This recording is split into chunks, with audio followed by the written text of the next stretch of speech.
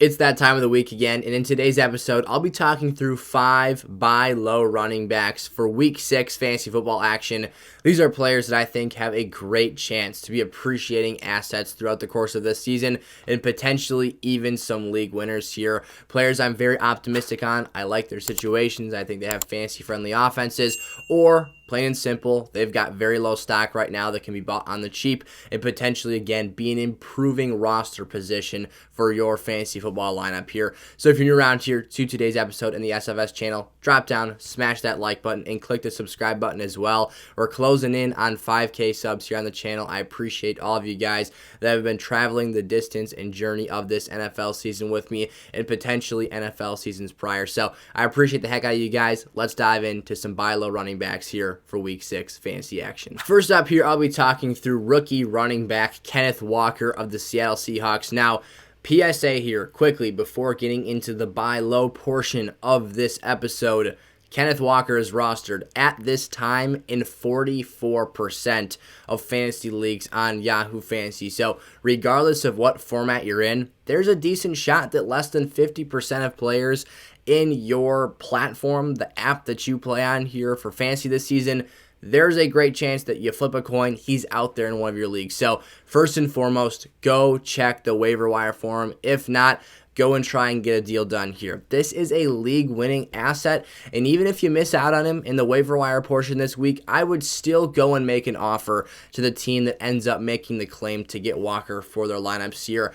At a prospect basis, this is a phenomenal player, a guy who is a explosive one-cut running back, ran a 4.38 40-yard dash in pre-draft preparation this year, which ranks in the 98th percentile, so the top 2% of his peers at the running back position. Again, a great athlete, the second running back taken off the draft board. It was a matter of time here before either he got more incorporated into this offense or something happened to Rashad Penny. Of course, hoping his health comes back in a positive trajectory here, but it was a fractured tibia, I believe, is very unfortunate news for him. Sounds like he's going to miss the rest of this season. And what that does here for Ken Walker is opens up the opportunity for him to take over as the true workhorse for the Seattle offense, which, plain and simple, cut and dry, has been extremely fantasy friendly. Surprisingly enough, under Geno Smith, the offensive line has drastically improved from the 2021 season. And overall, this is quite the high-functioning team, scoring 35-plus points in back-to-back games here. So you've got wide receivers, Tyler Lockett and DK Metcalf producing. You've got Ken Walker here, ripping a 69-yard touchdown run against a tough and stout New Orleans rushing defense, which, he cut through like butter. Now, the rest of his rushes weren't too efficient here. Only went 8 for 88 on the day. Again, those numbers are skewed a bit from that 69-yard touchdown run. But again, that's what this player does. He's very, very explosive in the open field. He's going to make plays and bring a very solid ceiling to fantasy lineups the rest of the way this season. And I believe this is a league-winning asset to have on teams here. Now, Joe Mixon diving into the Cincinnati Bengals, lost a close one on Sunday Night Football this week. Plain and simple, Joe Mixon is a high-level workhorse fantasy running back that's just simply underproducing right now. The Cincinnati Bengals haven't quite found their footing through 5 weeks this season, but I'm not too panicked about it. I do think that there's been an element of injuries. We've had T. Higgins, unfortunately, suffer a concussion in Week 1, and then we've had him an ankle issue. He played 10 snaps on Sunday night this past week here, so there's been elements missing here, and we see the passing game really start to struggle when he's exited the field because of the coverage and attention being played to Jamar Chase. Now, this isn't necessarily an analysis of Joe Mixon right now, but the point being is that as a whole, this offense has had some troubles that weren't necessarily anticipated or expected for this team this year. Now, again, this is a guy that I believe is a bona fide workhorse RB1, a top 12 play on a weekly basis that is currently the running back 16 and just hasn't had the time to pop yet. He's been top 5 in red zone touches if we look back just a season ago to the 2021 year, and they just need more opportunities incorporated into this offense this season. If we look at Sunday night in a vacuum, there was an absolutely boneheaded situational play call where They could have just turned around, handed the football to Joe Mixon, and gotten him into the end zone for some more boost to that fantasy production, but instead they run the dumbest, rendition of the Philly special. First and foremost, why are you running the Philly special, Zach Taylor, when you have a quarterback the caliber of Joe Burrow?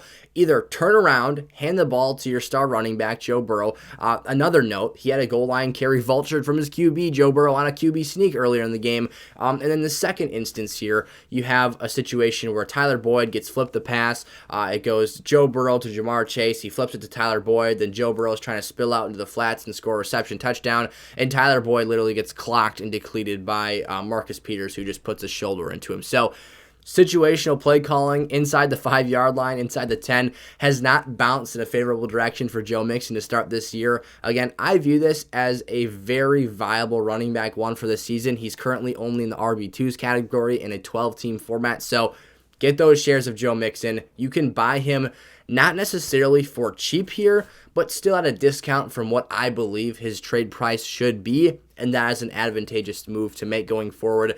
We've got a lot of running back disparity right now. Teams are looking for assets and starting level lineup pieces. If you're deep at the wide receiver position, if you've got another sell high candidate at a different spot on your roster, or simply want to package up some depth and make a move here, Mixon is a play I'm very comfortable making here. And again, am not buying too much into the struggles. He's had 20 or more touches in 3 out of 5 games this season in just 1 touchdown on the ground, which of course is an anomaly when you take a look at those numbers from last season. And obviously, again, looking back just 1 game here to week 5 against Baltimore, the play calling situationally inside the red zone for that team. Now, DeAndre Swift here, some players are not going to be willing to make a move for DeAndre Swift, plain and simple because of health concerns. I know there's a large camp and community of fantasy players that just do not trust his availability on a weekly basis for, enough to make an investment into him in their fantasy rosters. But he is cut and dry a spectacular player when on the football field. This is a player right now he's missed the last 2 weeks, first and foremost, and you've seen Jamal Williams absolutely ball out. The game prior to that, where Swift was still technically suiting up for the game, he didn't officially get ruled out. However, he suffered a shoulder sprain. Williams comes in against Minnesota and absolutely balls out in that contest. You've got a player who is looking like his stock is on the downturn here, just talking about DeAndre Swift right now. You've also got the opportunity to buy low on Detroit, having, the public perception of recency bias here, being that they just got stomped off the map here by Bill Belichick and the New England Patriots on the road, which, fun fact, Jared Goff, as a Detroit Lion, has never won a road start for that football team. So overall, you've got a culmination of negatives here. And again, the situation where Detroit has a week 6 bye. The reason this is important is because that lack of availability for a 3rd straight week here, the fact that the last time this Detroit offense was seen on the football field, they were essentially no-shows here. You're getting that stock continually pushing towards the floor here, and an opportunity to buy low on the most efficient running back, or one of the most efficient running backs from weeks 1 through 2, where he averaged 8.56 yards per carry. You've also got a situation here where I think this offense continues to get better moving forward, where, yes, they were the number 1 offense heading into the league, or in the league heading into week 5. I don't know if they'll finish as the top offense in the National Football League. I don't know if that's sustainable for another, 3 quarters of this NFL season, but I do think this is a high-functioning group. We've seen them without Amon-Ra St. Brown here, and then in week 5, he comes back, but is still clearly not 100% of himself. 10 targets ended up going to Josh Reynolds, and this team is just not able to click and have a cohesive unit without 2 of their, they're literally their 2 best offensive playmakers. They've got some great offensive linemen up front, but from a playmaking perspective, missing health, or at least not having those 2 players at 100% here. So I'm buying low on DeAndre Swift. I personally believe he's a top 5 fantasy football running back when on the field and healthy playing. And again, I get that some of your issues with him are that he's not doing that on a consistent enough basis for you. He played in 13 games in each of his first 2 seasons in the NFL. He's already on pace. He missed 2 games to start off this season, really 2.5 already. But again, hoping for the best here and hoping he can get health back on track and then put up those dominant numbers we know he's capable of doing, being such an efficient rusher, a player who's capable of getting some goal line reps. Yes, Jamal Williams will vulture one every once in a while, but so will Kareem Hunt from Nick Chubb. So, very different players in very different situations, but hopefully you get the point I'm making there. Miles Sanders here, the next running back I'm buying low. So you go from having a week 4 performance where Miles Sanders probably hit his all-time high in terms of fantasy lineup value to turning around here in week 5 and only having 58 rushing yards. Now, I was really hoping as a Miles Sanders fan, as a guy who had him as a must-start last week, I wanted this game to go to overtime so bad. I was pissed that Matt Amendola shanked that kick because it would have given Miles potentially the opportunity for Philly to receive that football and end up making this somewhat of a better fantasy outing for him here. But he struggled in this game. There was a couple of bad breaks, kind of like the Joe Mixon situation where in opportunities to score, the Eagles had the ball down to the 1-yard line twice, and they just opted to go with the QB power, the QB sneak, and just ram that sucker into the teeth of the defense and score a touchdown with their quarterback. Now, they could have turned around and handed the ball to Miles Sanders. He would have scored 6 points on one of those plays, and his fantasy week looks instantly better. Now, that wasn't the case. They didn't nearly get the good the good game script that I expected them to here. I thought Philadelphia would control this to a better extent than they ended up doing so. And like I said, Arizona had this position to make this a game in which they covered the spread. Of course, it was a Philadelphia -5 situation. I thought it could potentially get worse than that because the tape that Arizona's put out there hadn't been very good to that point in time. But like I said, Arizona posted a better, more viable threat all around offensively and defensively than I expected. They held Philly to just 20 points. It wasn't the situation that we forecasted here, but the point being is that this is still a guy who had an 83% opportunity share of the rushing volume for Philadelphia's backfield this week and 85% of the team's overall backfield opportunity share if you take a look at the receiving involvement as well. Kenneth Gainwell had a little bit of work in this offense, but it has been the Miles Sanders show, increasingly more so as the season has progressed here.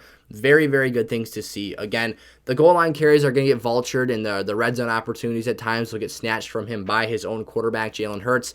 That's something we're going to have to deal with and live with here. But this is a really solid running back 2 option for fantasy football and a good high production volume offense that is one of the best offensive lines in the league, one of the best rushing threats overall across the board, considering Sanders' involvement and Jalen Hurts' ability to run the football as well. I'm buying into this situation, and I'm not panicked here after seeing this unfortunate turn of events in week 5. And then finally, Brian Robinson Jr. Now, this is a very buy low situation because, as I kind of hinted to in the intro of today's episode, not all of these situations are the most fantasy-friendly offensive situations, but with the disparity we have and the desperation to pick up running back depth right now, bye weeks are starting here in week 6, Brian Robinson might just be a low-cost asset to acquire that could give you some spotty touchdown games and get you some production out of an RB2 spot if you're super desperate and thin at this position group. Now, in week 5 here, he was supposed to be on a 20-snap pitch count. Very important because in those, limited opportunities we saw from him this week, he was still able to lead Washington in rushing attempts and rushing yards. So Gibson is literally being phased completely out of this offense in terms of a rushing basis. You've got a guy in Brian Robinson who in short down situations, when you get in the goal line inside the 5-yard line, you're looking to B-Rob to be the power back and the guy to punch it in for 6 for this offense. So he's not going to walk out here and put up awesome 80 to 100-yard rushing performances on a regular basis. This team doesn't have the structure to create an offensive environment to give you RB1 level numbers, but he can be a streaming level running back 2 or flex play, again, with the positional needs we have for the running back group across all of our fantasy leagues in every single situation, in every format here. Is he going to catch a high volume of passes out of the backfield every week? Probably not. Is he going to be a guy who, again, is going to be super efficient, is going to have great game scripts leading late in the fourth quarter? No, but we saw this Washington Commanders team be a very competitive group throughout 4 quarters with Tennessee.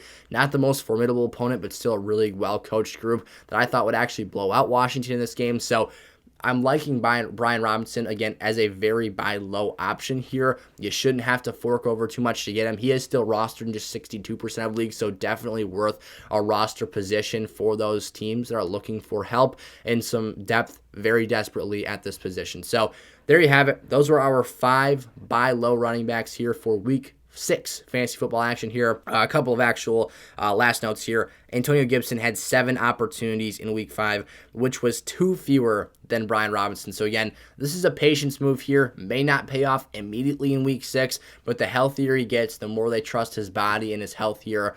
This is the running back to own for this Commanders offense. So, like I said, one more time, 5 must-buy running backs for Week 6 fantasy action. To recap, Kenneth Walker, Joe Mixon, DeAndre Swift, Miles Sanders, and B-Rob, Brian Robinson Jr., who had himself quite the feel-good legendary introduction for that first game in the Commanders' home stadium. So, hope you guys enjoyed today's episode. Smash that like button before you head on out. Remember, subscribe if you're new around here. We've got a Week 6 fantasy playlist live on the channel right now where you can check out all of our content so far and throughout the week. Make sure you got the bell on as well. I'll be dropping multiple videos every single day the rest of this week. So thanks so much, you guys. I'll see you in the next one. Peace out.